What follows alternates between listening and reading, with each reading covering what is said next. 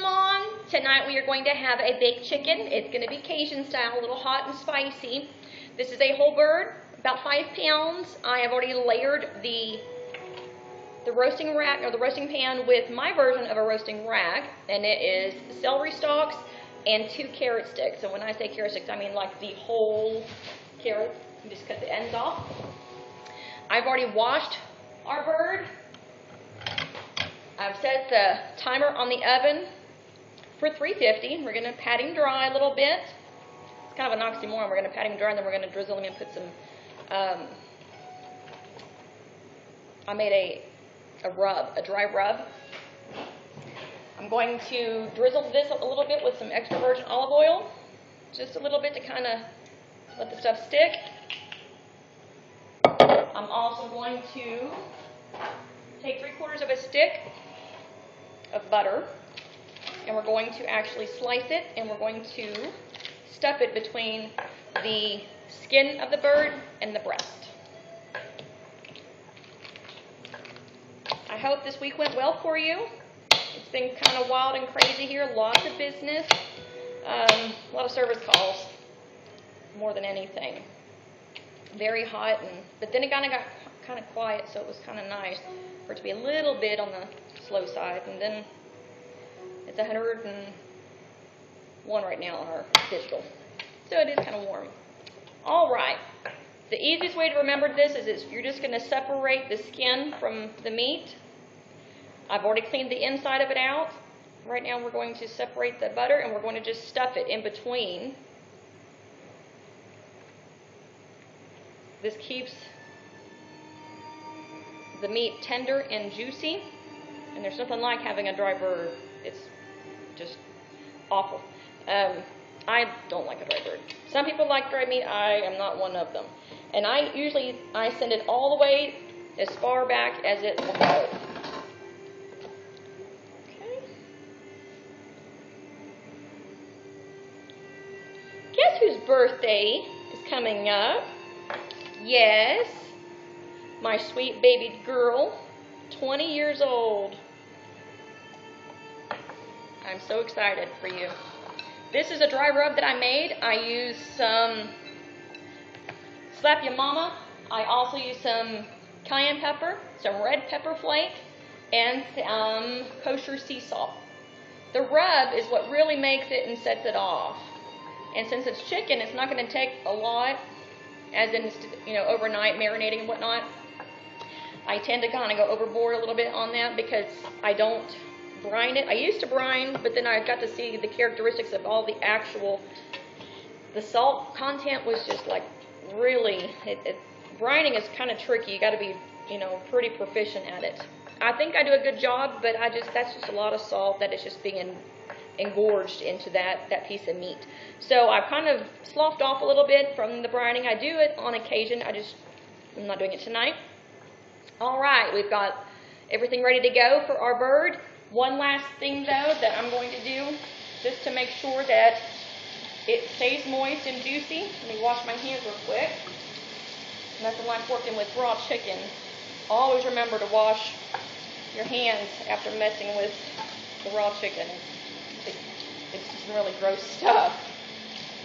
Salmonella, E. coli, there's just nothing like food poisoning and food contamination. I did not use all of our dry rub we made, but I'm not going to save it because I had contaminated it by using it on the chicken. So if you have extra left over, if you have actually put your hands and basically double dip your hands between raw chicken and your seasoning, the seasoning is considered done. Throw it away. Before you know it, everybody's going to be sick if you don't. And you cross-contaminate. That's just a mega no. Kind of like cross-contaminating your meat. You never mix your beef with your chicken, or your chicken with your fish, or your pork and your beef.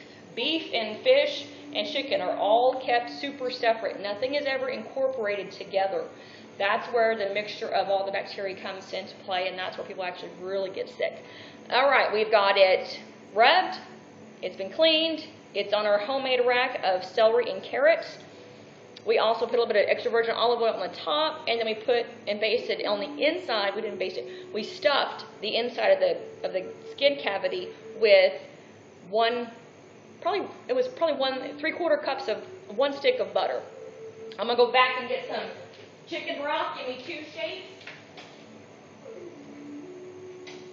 Because we are using the kosher sea salt, and we're also using this pre-seasoned and pre-made seasoning, which also has lots of salt, and it probably has a little bit of MSG in it.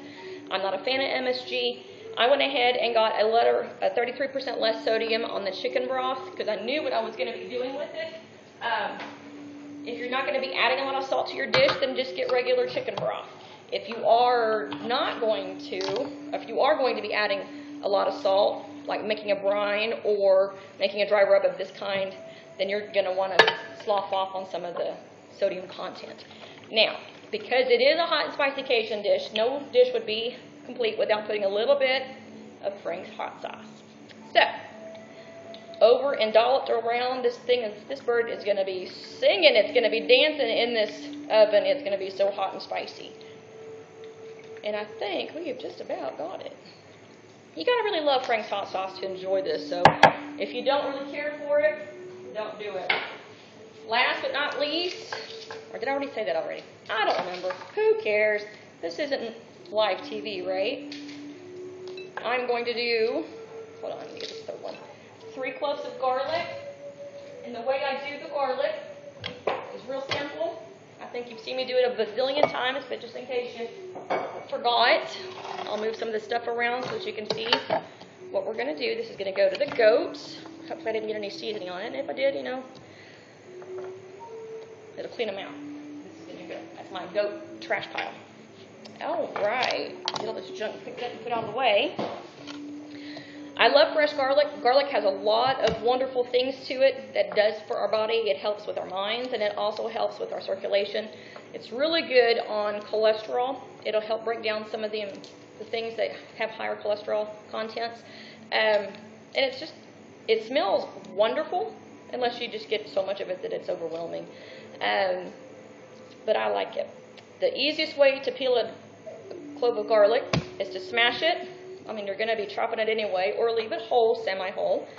I'm just going to drop it in the pan. All I want is the remnants of the garlic, and I just want it around the chicken. I don't want it in the chicken, I don't want it on the chicken. I want it around it just enough to where you can smell it cooking, because if you can smell it, it's going to get on the chicken. It's going to be basted somewhat. But since fresh garlic is very strong, you don't need a whole lot of cloves. And I think, my dear, we're ready to put this bird in the pan, or put it in the oven. I'll get it right in a minute. You know me, this isn't rocket science. It's Mama's TV. There you have it. The rack is out of a whole stalk of celery. We also have got a whole, it's 2 pieces of celery and 2 whole sticks of carrot that we have cut the ends off. That's going to be our natural rack to hold the chicken together. We've also cut the mid-clavicular side of his shoulder, and we stuffed his legs through to kind of hold it in place. We patted it dry, put some we put some garlic cloves in there. We also put probably about 2/3 of a can of the chicken broth, well, that's lower in sodium.